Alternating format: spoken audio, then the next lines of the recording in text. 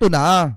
Diba sabi ko sa inyo, patutunayan natin mamaya na kilalang kilala ni Sara Duterte etong si Ramil Madriaga. So ngayon, pakinggan po natin etong bagong video na inilabas ni Pebbles Talakera, mga kababayan, o ni Pebbles Cunanan patungkol po dito sa kasinungalingan ni Sara Duterte. So ngayon, pakinggan nyo, mga kababayan. Yes, yes, yes, yes, yes! Sorry. Ano yung sabi ni Harry Roque nung nakakita ng mga hubad na lalaki? I'm home! I'm home! Kakagising ko lang. Tapos, yung phone ko, ting, ting, ting, ting, ang daming tunog. Ano ba yun? Pagkakita ko, naglabas na ng statement ang lola niya. Ah! Ayan na. Naglabas na siya ng statement. Basahin nga muna natin. Tingnan natin yung statement ng pinakasinungaling na Vice President ng Pilipinas. Eto yan. According to GMA News to ha. Official statement on the false accusations of a certain Ramil Madriaga. I do not have a personal relationship with Ramil Madriaga, nor Cubes, nor have I ever given him instructions of any kind. I have never visited him in prison, nor have I spoken to him about anything at any time. Yan ang sinabi niya, na hindi raw siya bumisita at hindi niya nakausap si Ramil Madriaga. So may pakikita tayo. Yan na. Hindi niya daw binisita at hindi niya raw nakausap si Ramil Madriaga. Okay. Nababasa niyo yan ha. Malinaw na malinaw. Office of the Vice President. Malinaw na malinaw ha. Ang nakasulat dun sa papel, Office of the Vice President. Ito na yung buong papel. Ayan. Yung nakabilog na nakalagay na Delta, yan ang code ng Annex 2, Delta. Nagsabi siya sa Annex 2 nung nagpunta siya sa BJMP ng alas 11 ng gabi, dun sa tinanggal na warden na Vice President, paano mo ipapaliwanag ito? Sabihin mo na naman na kasinungalingan lang ito. Maliwanag na naandi dito yung pangalan ng opisina mo, Office of the Vice President. Nakiusap ka pa sa Delta, ibig sabihin sa Annex 2, na ikaw ay bibisita doon ng hating gabi. Eto may documents na, mga kababayan, baka sabihin ng mga DDSit, di pa rin totoo. Diba? Eto, tuloy pa natin. Na magbibigay siya ng tulong o proyekto sa mga PDL, sa mga nakakulong sa Annex 2. Annex 2 lang. Saka mga kababayan, ito para maliwanag, ang purpose po, kaya po kinukuha niya, kaya po siya magbibigay ng tulong doon sa pamilya ng mga PDL, kaya kinukuha yung pangalan ng mga anak, address, kung saan nag-aaral.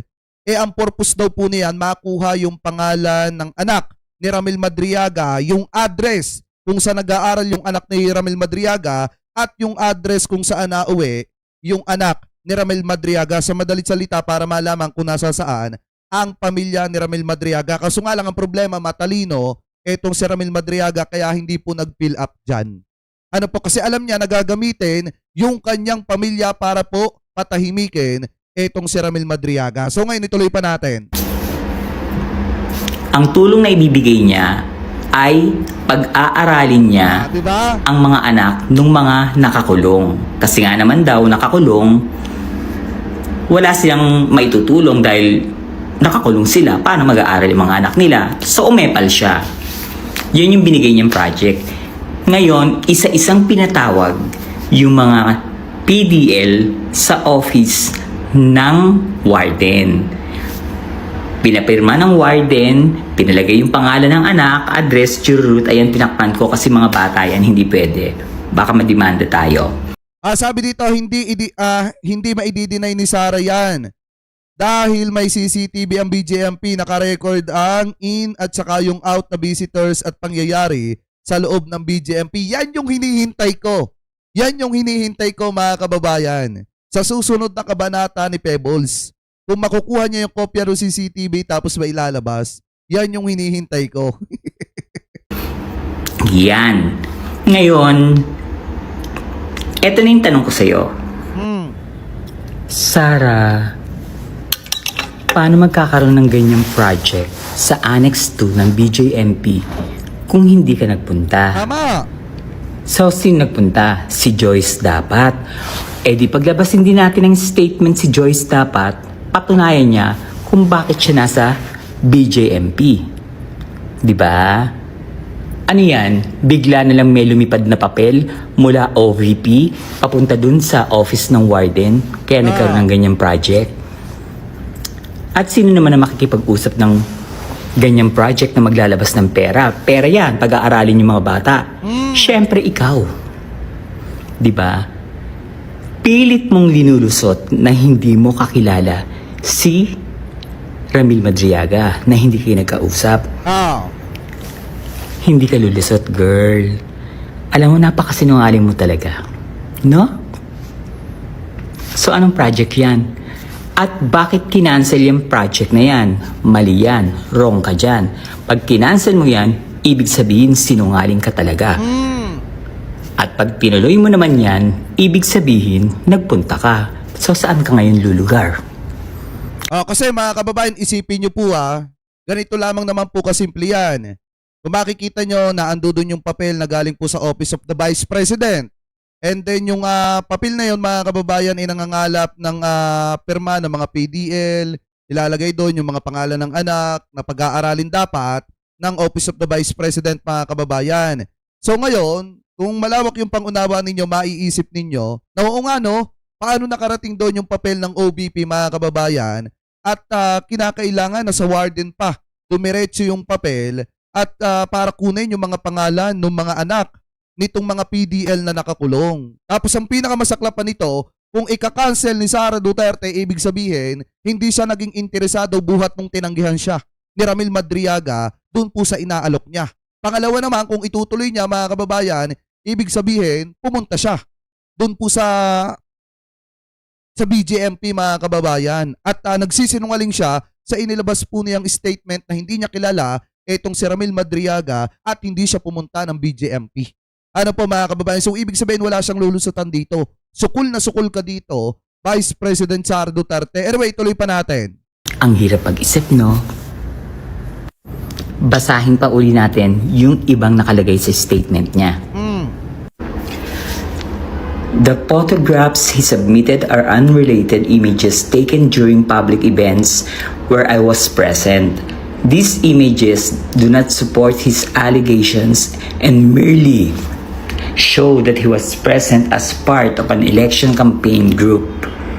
Mr. Madriaga has offered no proof, no documents, no corroboration, only accusations, bare allegations, no matter how loudly repeated, amount to nothing more than noise. So, hindi pala totoo to. Yan! Ito ring Zoom meeting nyo sa isip, hindi rin totoo. Ito hindi rin totoo, Sara. Yung video call nilang dalawa ni Ramil Madriaga. O baka sabihin mo, Vice President, di na naman ito totoo. Baka fake news na naman ito. Eh ano to? AI? Na magkausap kayo ng video call ni Ramil Madriaga. Hindi rin yan totoo. Sa bagay, pwede mong sabihin hindi totoo kasi walang boses, hindi nagsasalita. Parang pinagdugtong-dugtong lang yung pictures.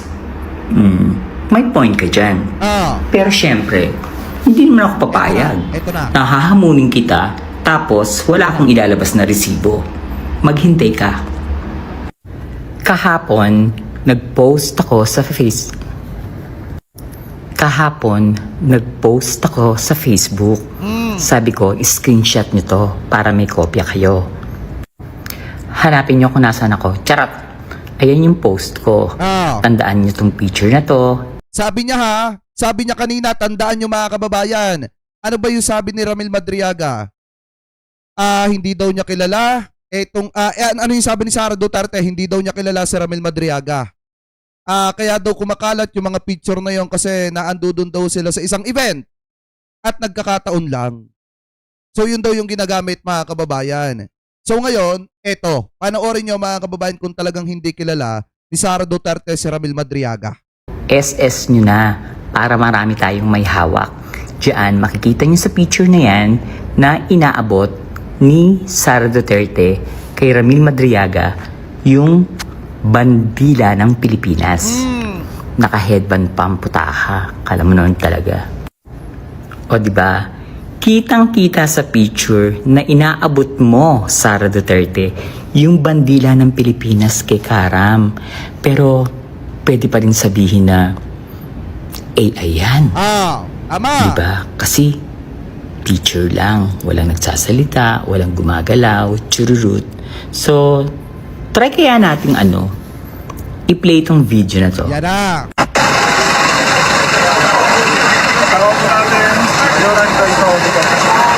Ayan. Susutin niya yung headband. Nasa picture yan. Ayan, mga kaisip. Pinagkakaguluhan po. Sir Ram. Kuya Ram, Kuya. Ano yung sabi ni Sara Duterte? Sir Ram. Kuya Ram, Kuya Ram.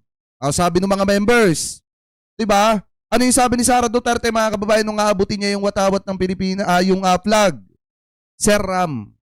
Hinahanap niya si Ramil Madriaga. Yan ba ang hindi kilala, Vice President? Anyway, tuloy pa natin. Kuya Ram. Hinahanap pa. Inabot niya yung bandila ng Pilipinas.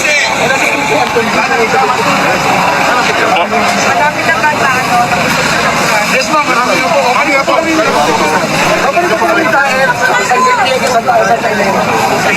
Kausap niya dyan si Ramil Madriaga, Ayan kausap niya si Ramil Madriaga. Ayun si Karam mo, hawak yung bandila ng Pilipinas. At kakain siya ng champurado dyan.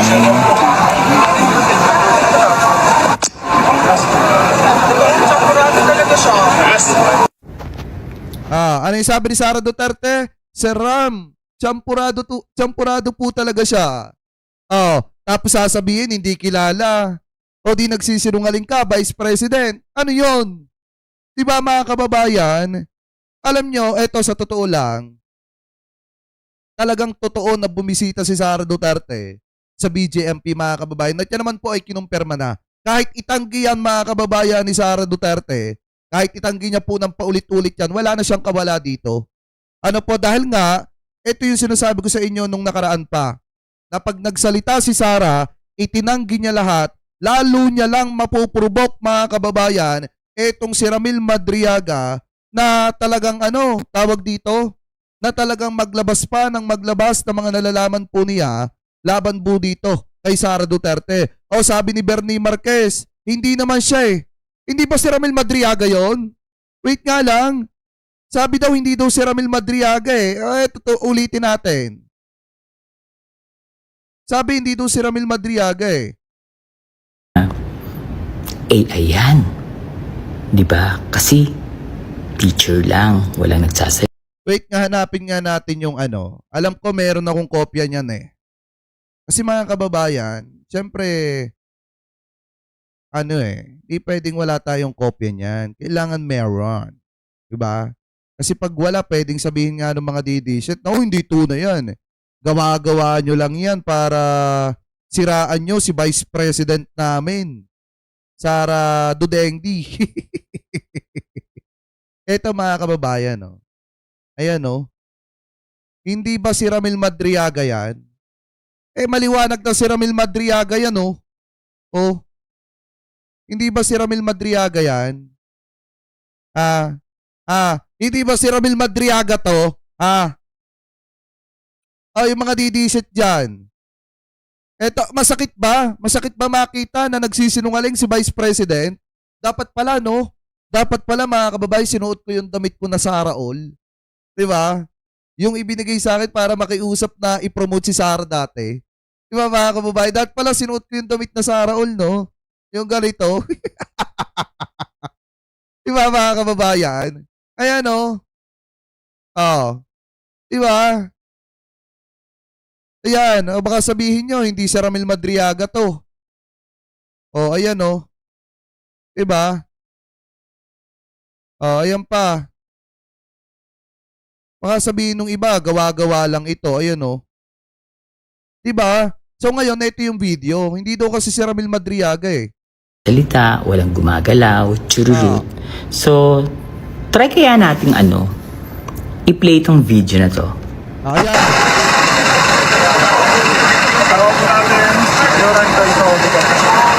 Ayan.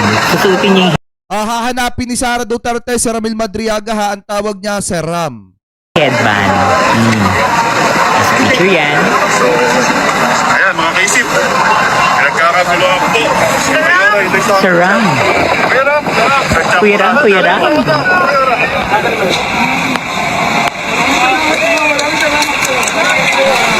Inabot niya yung bandila ng Pilipinas.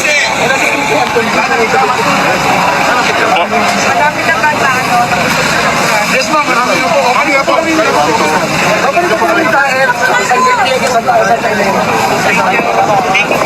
Ayun si Kara mo, hawak yung bandila ng Pilipinas. Hindi pa rin ba yan mga kababayan si Ramil Madriaga? Ban ka kung ano yung nasa picture. Hindi pa rin ba yan si Ramil Madriaga? Yung mga didisit dyan, bulag pa rin ba kayo hanggang ngayon? Okay lang yan, magpakatanga kayo habang buhay. Kumain ka pa ng champurado, nasarapan ka pa nga. Inabot mo yung bandila ng Pilipinas. Binanggit mo yung Sarang. So ngayon mo sabihin, hindi kayo magkakilala? Hindi AI yan. Ang daming taong nagsasalita. Ang hirap gawin yan kapag ginawa mong AI yan. Dahay! Tama! Sara. Ewan ko sa'yo.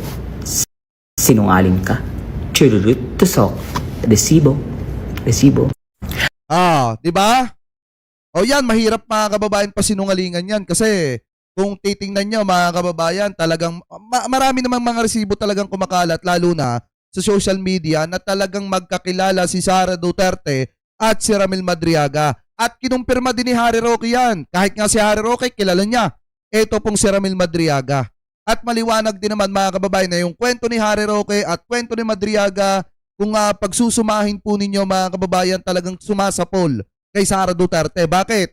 Kinasuhan ni Harry Roque si Ramil Madriaga ng kidnapping. Ngayon mga kababayan, bago kasuhan ni Harry Roque ng kidnapping, itong si Ramil Madriaga, nagsumbong muna siya kay Sara Duterte na nilaland grab ni Harry Roque yung lupain ng mga kababayan po nating magsasaka. Ngayon, hindi kinampihan ni Sara Duterte si Madriaga at ginawa niya itong sacrificial lamb para wag mawala itong si Harry Roque dahil mas malaki ang kinikita ni Sara Duterte kay Harry Roque sa pamamagitan ng mga pogo operators. So ngayon, syempre kung saan mas may pakinabang itong si Sara Duterte, doon po siya papanig. At iitsapwera niya yung mga kababayang Pilipino po natin na magsasaka na nakikiusap na tulungan dahil kinamkam ni Harry Roque at ng asawa niya yung lupain po nila. So ngayon mga kababayan, yan po yung istorya niyan. At ang maliwanag po dito, kakilala ni Sara Duterte etong si Madriaga. At yung inilabas po na statement ni Sara Duterte ay puro kasinungalingan po na kung saan ay inilalaglag niya etong si Madriaga at pinapalabas niya pa mga kababayan na gusto lang makalaya nito kaya siya sinisira dahil hinahadlangan yung kanyang kampanya sa darating na 2028 presidential election. Pero ang katotohanan po talaga niyan, inalok ni Sara Duterte di umano etong si Madriaga na manahimik kapalit ng paglaya dapat nito dyan po sa may BJMP, mga kababayan. Ano po? So kayo, ano po masasabi nyo hingil po sa issue na yan? Comment below na lamang po kung ano po masasabi nyo mga kababayan hingil po sa usapin po na yan.